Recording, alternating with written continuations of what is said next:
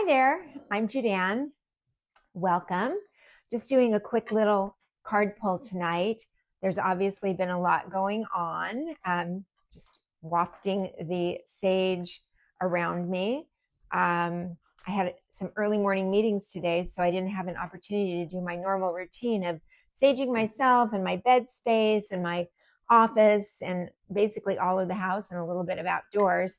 Um, but anyhow, I wanted to hop on because, in particular, what's on my heart, and I'm sure on the heart of so many others, is all of the flooding that has happened in Texas over the 4th of July weekend, and how many people are still missing, which is so tragic and heartbreaking. And those children in the camp, whether you've had children or not, you can imagine what a horrifying loss this is. And for those still waiting for the recovery efforts, all the harder.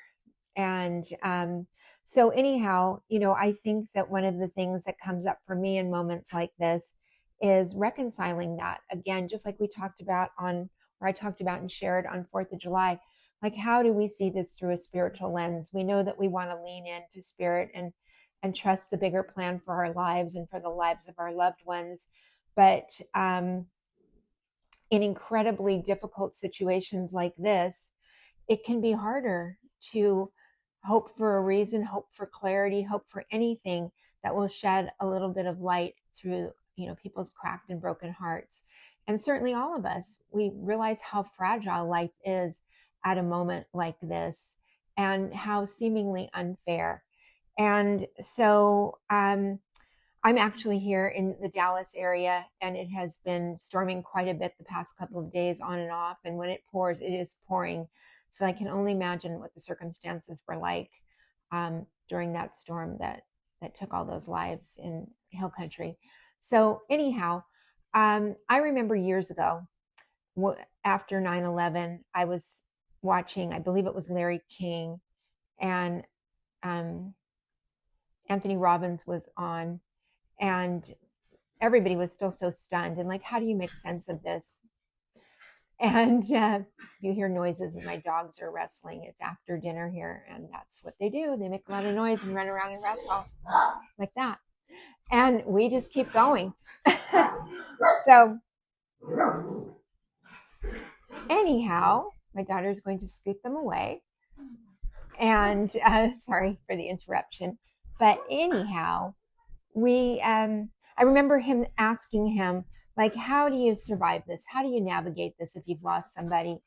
And his answer has stuck with me for all of these years, 20 something years now. And it was that the people that he'd seen who managed to survive and even to some degree thrive again after a devastating personal loss like that were the people who found a way to assign purpose to it. And what he meant by that was that's somebody who passes a law after perhaps their child is harmed, or in a car accident, or by somebody else, or they open a non-for-profit, or they help other parents find their children. There's something that they do that elevates them out of the immediacy of their own grief to be a comfort to others. And as I said, that has just always stuck with me because it's really true, right? It's like, even when they say when you're suffering from depression, not to say that you shouldn't take medication if you need it by any means, but that being of service can sometimes help elevate you, especially if it's not like a clinical depression, if it's more of a situational type thing that's going on, and being with others who are less fortunate and bringing some joy into their life.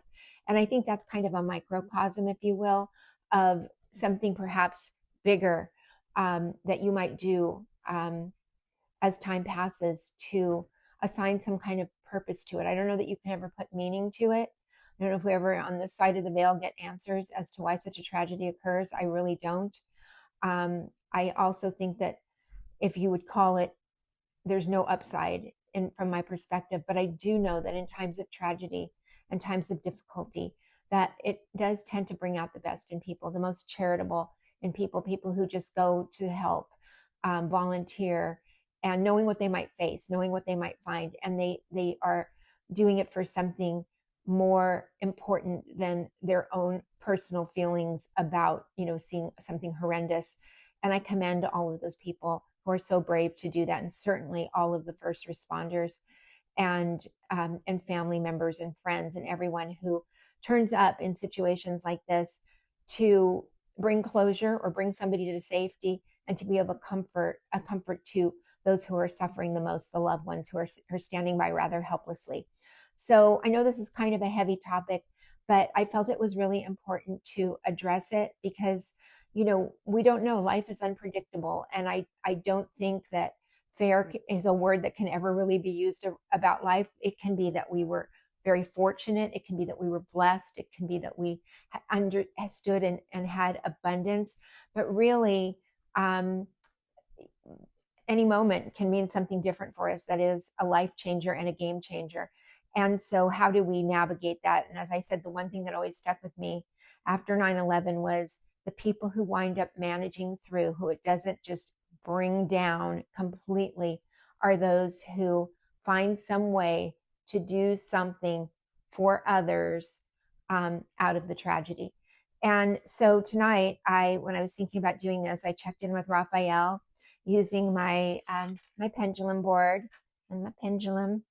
And I just asked him, I knew I wanted to pull a card, and I asked him from which deck it should be. And he actually spelled out this Messenger of Spirit, which is a lovely deck. It's an oracle deck. And I'm going to pull a card. I'm not sure how many I'm going to pull. I might pull up to 3, but let's see what happens. I'm going to go ahead and just pull them out now and shuffle them, give them a nice shuffle and clear them, blow my intention into them, that in the midst of such difficult times, and this is certainly not the only difficulty that we're facing. So many people are facing at terrible adversity in one way or another right now. And if you happen to watch my video on 4th of July, where I talked about, giving people room to be wrong and doing it gracefully, if you haven't watched it, I encourage you to go back and watch it. This has been a real growth curve for me as well, because I was pretty ornery and pretty pissy about the election results, not going to lie, and many of the things that have happened subsequently. And I won't say that I hadn't thought or felt like, well, now you kind of get what you pay for, when you could clearly see that our current president wasn't going to honor the commitments that were made to people who really believed in him and really were hopeful that something would be different. And today I happened to be watching a quick little newsreel, I think on Instagram, and there was this one man who was, a very staunch supporter, and he was practically in tears. And this was over the Epstein decision to not release anything, not just release anything, but to actually claim there was nothing to release. And how he was just devastated. He was like, I was so wrong. This was like this big burly guy, and he was like, how could I have, like, we thought he was going to clean the swamp, and we thought this and we thought that, like, finally somebody was from outside of Washington was going to clean it up, and things were going to be more fair and even-handed. And he's showing himself to be part of that and part of that problem. And so, when we talk about these difficult times and having grace and compassion and rising above, that's another example, not necessarily directly related to this, but it is about the grace that should come forward to us when we see somebody suffering. I mean, I didn't want to laugh at him and go, oh, ha, ha, ha, you get what you pay for, you get what you vote for. I thought, gosh, this guy and so many millions of others have felt so marginalized for so long and have been taught to think that it's everybody else's fault. And so they really believed that this outsider, this Washington outsider, was going to come in and level the playing field and make things more fair for them. And they're personally devastated that it didn't happen. It's been a huge, huge error in judgment. But if you can take a step back and think about how for decades and decades and decades, there's been this manipulation of it's not you, it's somebody else. And that's the divisiveness that has led us to where we are right now. So I kind of wanted to add that in because I think this is an opportunity, just like in a tragedy, that we strive to have some compassion and some grace. And in this circumstance, it's for people who have had a massive error in judgment, at least from my perspective and the perspective of many others, and that we can and should um, come from that higher spiritual lens again and try to apply it wherever we can, even when that lens is so fuzzy and things seem so unjust and so ludicrous in certain situations, how we find ourselves where we are. But this card pull is for hopefully helping illuminate some light on, or giving us some perspective, something to lean into as we think about those poor children, those poor families, the 170 something people who are still unaccounted for, who are just out camping, hoping to enjoy a beautiful 4th of July weekend. So let's see what the cards have to say here, or what the card has to say. We'll see. All right. What do we have? Teacher guide. You're learning lessons on a deep level. Remember to rest. You can see that. Okay, let's see what we have here. Card number 27. Your teacher guide is helping you learn lessons by introducing you to new experiences, people, situations, and places. When you get out of your comfort zone and say yes to these new experiences, it requires you to expand and stretch your thoughts, emotions, and sometimes quite literally your body. You'll also astral travel at night to grow spiritually. Your guide is connecting you with people, experiences, and situations on the astral plane to learn about the past, present, and future. You might be learning so many lessons it can feel like energetic whiplash. It takes a lot of energy to rewire old patterns and beliefs. In order to truly learn your lessons, you must take time to integrate them. So make sure you get enough rest. So I think that obviously the affirmation is I allow myself time to integrate the lessons learned. And I think we're pretty early in this particular situation that we're talking about, which is the flooding in Texas, to say we can walk away with a lesson. I think the lesson that's at hand right now is that life is unpredictable. It's precious. It can be very short. It can feel very unfair, although we know that by definition, we have fair is kind of a made up notion. But I do think that we do need to integrate this at a deep level so that we can be more aware of the preciousness and precariousness of life and the delicate balance. Every day you don't know, and that doesn't mean you walk around in fear, certainly. What it means is that you walk around in gratitude and appreciation for every moment that you have with loved ones, with your health, with your children, whatever the case may be. And that we all know that we're finite beings, at least on the planet, in the physical body, but the infinite part of us is the spirit part of us, and that we will have that opportunity to be reunited on the other side of the veil, and that also our loved ones and our ancestors are as close as our nearest thought. They are as close as we will allow them to be, meaning that if you believe that they're close and that you can connect with them, you don't need anybody else to do it. You can connect with them one-on-one, individually, anytime you want. And they are there watching our celebrations and our victories and our unfortunate events. They're always there for us, and they can help us with that perspective or just that overwhelming feeling of love. And so I would just encourage you to, think about that. And that while our time on this planet is not guaranteed the length of it by any means, or how unjustly it might end for any one of us. And for some of us, it will be peaceful and we'll maybe pass in our sleep or who knows what. But there's such a wide spectrum of how that can happen, that we just trust that there's an opportunity for those left behind to help mankind continue to ascend and rise, and to lend a helping hand, and to be kind, and to step out of our comfort zone, and be there for those who are going through a really difficult time. And I'm just going to quickly shuffle. Oh, I just did shuffle again, and I'm going to pull one more card and see. Actually, I might pull two more cards because Raphael had said 3, and what I was thinking when I saw that was like a 1, 2, 3, and you could choose the card that resonates most with you. But that's not what I'm. Break through your limits, the butterfly, and that's card 3. And I think that these kind of situations really push our limits, right? They really, really, they can really play with us.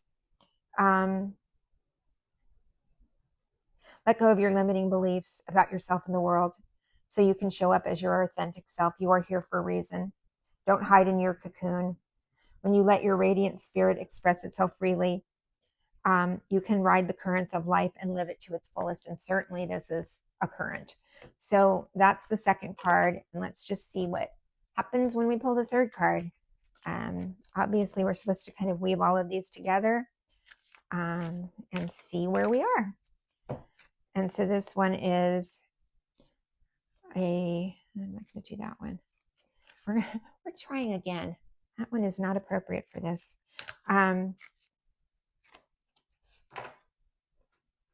Okay. You are supported. Divine intervention is at play, and that's the Angels card. We're going to go with this one because I feel like this rounds it out nicely. And how important is that to tap into the angelic realm and to know that while we may never figure it out here on this planet, there is a higher purpose and a higher calling. The angels are around you, supporting your new ventures and ideas. Your angels are encouraging you, and they want you to know that they're assisting you. Divine intervention is always at play. When nothing seems to be working out, your angels are looking out for you. So we are, the affirmation, a really important one, we are divinely supported. And so I'm just going with that. And I hope you will as well. And I hope that you can